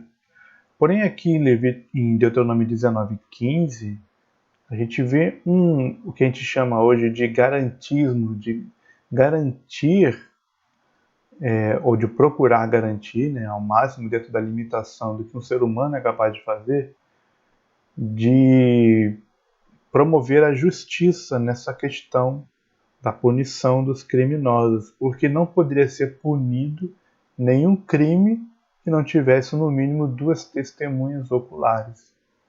Então, o fato se estabelece ou 2 ou 3 testemunhas, pessoas que viram a pessoa cometendo aquele ato. E aí que ela é levada ao julgamento. E aí é sendo considerada culpada.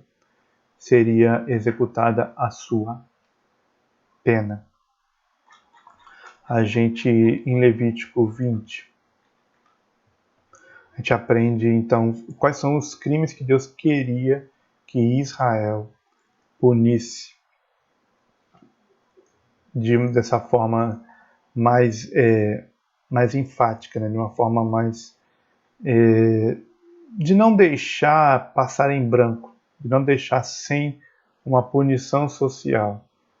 Né? A gente está aqui em coisas que Deus considerou que iriam prejudicar o andamento daquela sociedade se fossem deixadas impunes. Então elas precisavam ser julgadas, condenadas e ter uma penalidade ali explícita naquela sociedade. A gente é informado, então, se a gente for conferir em Levítico, quais são os crimes que merecem punição. E todos eles estão aqui como pena de morte. Seria o sacrificar o próprio filho, no versículo 2, dada a sua descendência a Moloque. Amaldiçoar pai e mãe, no versículo 19, pena de morte para quem amaldiçoar pai e mãe. Cometer os atos de incesto, né, que a gente leu em Levítico 18, também teria pena de morte sobre aqueles atos de incesto. Praticar homossexualismo teria pena de morte ali em Israel. Praticar a zoofilia também teria pena de morte em Israel. Praticar adivinhação, consultar os mortos, Levítico 27, teria pena de morte também. A gente, ao aprender sobre esta severidade de Deus naquela sociedade, a gente deve ser novamente lembrado de que isso está dentro do contexto da teocracia, que tem a função de ensinar ao mundo o quanto Deus é santo. Então, a severidade das penalidades em Israel, que tinha pena de morte para muitas coisas, ela tem a função de comunicar a santidade de Deus, do quanto Deus é contra o pecado, do quanto o pecado é destrutivo, do quanto o pecado causa ojeriza em Deus.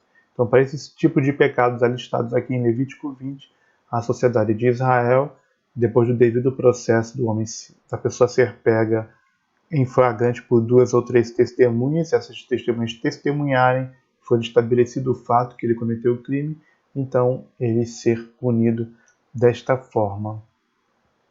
Nós já tínhamos falado e vamos enfatizar novamente que no Novo Testamento nós não temos esse regramento de como deve funcionar a sociedade repetido, porque ele tem um propósito de impregnar as nações com os valores do reino, onde eu trabalho individualmente, ao invés de eu criar uma nação que comunica a santidade de Deus, né, através também da sua organização política, da sua organização econômica, da sua organização social, eu tenho indivíduos no Novo Testamento que comunicam os valores de Deus dentro de diversas nações.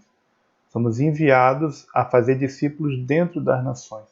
Então, a diversidade política e cultural das nações vai se refletir inevitavelmente nessa diversidade aqui, uma diferença em relação à justiça destas nações, ou como ela pune os crimes.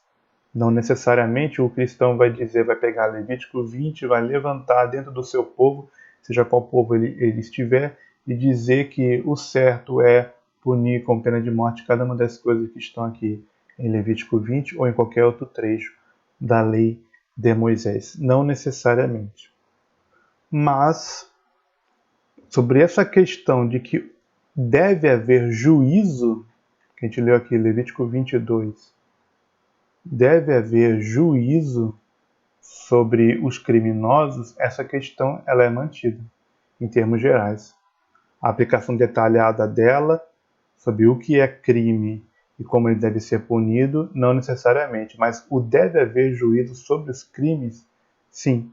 Isso em todas as nações do mundo, em todos os tempos, até Jesus voltar, o cristão em sua nação, ele vai afirmar que deve haver juízo sobre os crimes. Isso é confirmado em textos como Romanos 13, 4. Ele diz que os governantes existem no mundo como uma bênção de Deus para a ordem na sociedade. O próprio Deus é que estabelece que exista governo nas sociedades. E eles não devem ser terror para as boas obras, mas para as más. Ou seja, Deus usa a lei, a justiça que há entre as nações, mesmo as nações que não têm exatamente a mesma lei lá de Moisés, para ser terror para as obras más. Ele é ministro de Deus para o bem dos povos, porque ele castiga os malfeitores. Ele é ministro de Deus para castigar o que faz o mal. Então tem essa função aqui das autoridades, dizendo aqui, confirmando em Romanos 13, no Novo Testamento, que as autoridades devem castigar aquele que faz o mal. Inclusive, a gente lembra de um texto de Eclesiastes 8:11, que fala sobre as consequências se não houver castigo para os crimes. Eclesiastes 8:11 fala: porquanto não se executa logo o juízo sobre a má obra, por isso o coração dos filhos dos homens está inteiramente disposto para fazer o mal. Então, se não houver juízo sobre os crimes, os homens vão ficar cada vez mais maus e descontrolados e vão fazer com avidez o mal. A aplicação para o dia de hoje, então, de textos como Levítico 20, no mínimo, a primeira aplicação é a gente chamar o mal de mal. Eu dizer o que Deus é contra, isso eu posso fazer com tranquilidade. Todas as coisas que Deus diz aqui que são crimes, eu posso dizer na minha sociedade, que são coisas erradas também. Agora, se eu tenho que promover o mesmo tipo de penalidade na minha sociedade, para essas penalidades, igual as penalidades que estão aqui em textos como Levítico 20, isso varia muito em que estágio está essa sociedade, qual é o estado de moralidade dela, qual é o estágio de desenvolvimento dela, qual é o estágio de bem-estar dela, né? Porque existem prioridades para nós lidarmos. A gente entende do Novo Testamento que a função do governante, né, Timóteo 2:2, é nos prover uma vida quieta e sossegada em toda piedade e honestidade. Então, algumas sociedades em que você não tem o mínimo para uma vida quieta e sossegada, onde você não tem o direito à vida garantido, o direito à propriedade garantido, né? Você não é adequadamente protegido contra os homicídios e os roubos. Esta sociedade ela tem uma prioridade para ela tratar antes dela chegar no detalhamento lá moral de Levítico 20, que pune sobre outras coisas, né? Coisas mais periféricas em relação ao direito à vida e ao direito à propriedade. Então, eu tenho que discernir em que estágio eu estou aqui da minha sociedade me provendo uma vida quieta e sossegada em toda piedade e honestidade, para então eu estar promovendo ou lutando ou trabalhando para que minha sociedade adote uma justiça relacionada aos crimes. Porque a questão é a seguinte: se eu estou numa sociedade onde os meus direitos mais básicos não são garantidos, eu tenho que primeiro trabalhar para o estabelecimento da justiça quanto a esses direitos básicos. No caso da proteção à vida e proteção à propriedade, vem em primeiro lugar. E depois o estabelecimento da justiça nas outras áreas. A gente aprende também em Levítico 20, lá no versículo de 4 a 6, que há uma promessa de Deus que Ele próprio castiga os malfeitores quando eles não são castigados pela justiça daquela sociedade. Levítico 4 a 6. Se o povo da terra de alguma maneira escondeu seus olhos daquele homem, quando der da sua descendência a Moloque, para não matar, então eu porei a minha face contra aquele homem, contra a sua família, e eu extirparei do meio de seu povo, bem como a todos que forem após ele, prostituindo-se com Moloque. Então, Deus faria, na sua providência, com que o malfeitor fosse castigado, se a sociedade for omissa, ou se ela se reinar nessa sociedade a impunidade contra os crimes. Né? É um ditado, agora sim, um ditado certo, né? Que a justiça dos homens falha, mas a justiça de Deus não falha. Isso é coerente com o que está dito aqui em Levítico de 4 a 6, que o próprio Deus vai pôr a sua face contra esses criminosos. A gente lê sobre isso em Gálatas 6, 7. Não erreis.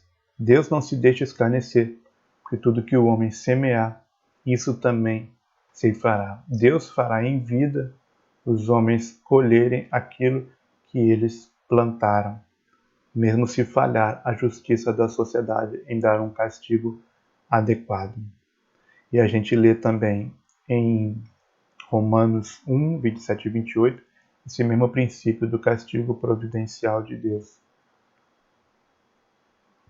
Que, como eles não se importaram em ter conhecimento de Deus, assim Deus os entregou um sentimento perverso para fazerem coisas que não vêm. E no versículo 27, recebendo em si mesmos a recompensa que convinha ao seu erro. O próprio Deus providencia que eles sejam castigados quando eles cometem esses crimes aqui referidos em Levítico 20. No caso aqui, Romanos 27 fala do pecado do homossexualismo também. Semelhantemente também os homens, deixando o uso natural da mulher, se inflamando em sua sensualidade uns para com os outros, homens com os homens, cometendo torpeza e recebendo em si mesmos a recompensa que convinha ao seu erro. Então há castigos providenciais de Deus sobre os que cometem esses tipos de pecados, mesmo que esteja vivendo numa sociedade em que não existe punição para esses pecados. Sobre a pena de morte, a gente tem uma extensa discussão aí se no cristianismo, no Novo Testamento, nós deveríamos ou não ter uma promoção, uma concordância com a pena de morte.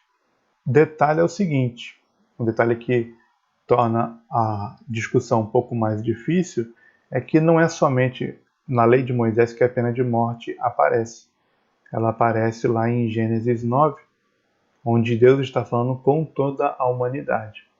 Assim como nós, quando estudamos Levítico 11, nós vimos que aqui, quando Deus fala com toda a humanidade, depois do dilúvio, ele diz que eles podem comer todos os tipos de animais. Então, por isso que Deus nunca proibiu nenhum gentio de comer nenhum animal.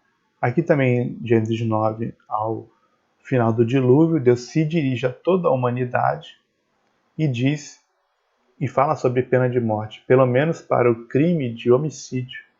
Quem derramar o sangue do homem, pelo homem o seu sangue será derramado, porque Deus fez o homem conforme a sua imagem. E esse é um texto, então, Deus falando com toda a humanidade, depois do dilúvio, falando sobre pena de morte, pelo menos para o crime de homicídio, o crime de assassinato. Ele, em Gênesis 9:6, afirma que ele merece pena de morte. Agora, nós temos um texto do Novo Testamento que nos faz refletir nesse assunto da pena de morte, e ele tem que entrar em qualquer discussão. Qualquer discussão que eu tiver sobre pena de morte, eu tenho que tratar desse texto aqui também. João 8, de 1 a 11, a história da mulher apanhada em adultério. Nós sabemos que o que Jesus perguntou ali foi: quem tiver sem pecado, seja o primeiro que atire pedra contra ela. Atirar pedra era a punição de pena de morte, de apedrejamento. E Jesus perguntou para aqueles que queriam apedrejá-la, ou que perguntaram se ela merecia ser apedrejada, ele perguntou: qual de vocês é o que está sem pecado? Essa pergunta aqui de Jesus, ela levanta um ponto importante, não é? Se eu estabelecer a pena de morte, quem é o ser humano que merece executar a pena? Ou que é digno o suficiente para ter o direito de executar a pena de morte? Que aqui Jesus não está perguntando quem cometeu o mesmo pecado de adultério, embora possa ser verdade que muitas daquelas pessoas que estão aqui em João 8:11 acusando a mulher adúltera, eles próprios fossem adúlteros. Mas não é isso que está escrito, não. Ele está escrito que tivesse sem pecado. Quem teria o direito de executar a pena de morte seria alguém que não tivesse pecado. Então, esse texto aqui, ele traz dificuldades, né, para o defensor da pena de morte no Novo Testamento. Ele tem que lidar com essa questão aqui, em que, ao mesmo tempo, eu sou confirmado lá em Romanos 13, que a autoridade pode e deve usar a força para castigar os malfeitores. Mas aqui Jesus pergunta quem é digno de executar a pena de morte, quem é que é sem pecado. No Novo Testamento nós temos uma nova luz. A gente tem que sempre lembrar que o Velho Testamento ele é provisório. No Velho Testamento Deus autorizou juízes, governadores, soldados, sacerdotes, profetas, sim, de executarem pena de morte. É verdade. Deus autorizou isso no Velho Testamento.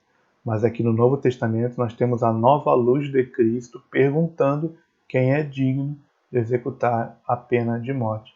Em João capítulo 8, versículo 7. Então fica uma questão em aberto. Né? Não tem uma resposta muito fácil se o cristão deve ou não concordar com a existência de pena de morte em sua sociedade. A gente, como cristão, a gente tem a nossa ênfase pela misericórdia. Nós somos, Efésios 5 diz, para imitarmos a Deus. E Deus, ele exerce conosco misericórdia para que nós exerçamos também misericórdia com os outros. Conforme a gente lê lá em 1 Pedro 3, 2 Pedro 3,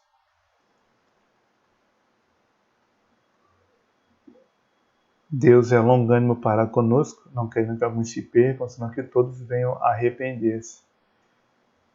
Então, se eu sou imitador de Deus, conforme Efésios 5, e 2 Pedro 3 diz que Deus espera com paciência que todos venham a arrepender-se, talvez isso aqui aplicado à questão da penalidade dos criminosos possa justificar um tipo de penalidade em que ele ainda tem tempo de se arrepender.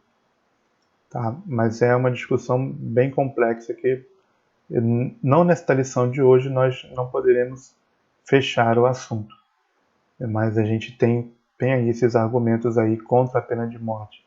De João 8, da pergunta de Jesus sobre quem é digno de aplicar a pena de morte e se eu não deveria ser paciente e misericordioso como Deus, dando a todos a oportunidade de se arrependerem, mesmo que tenham cometido crimes graves. Então nós ficamos por aqui hoje e na próxima semana nós continuamos com Levítico de 21 a 28.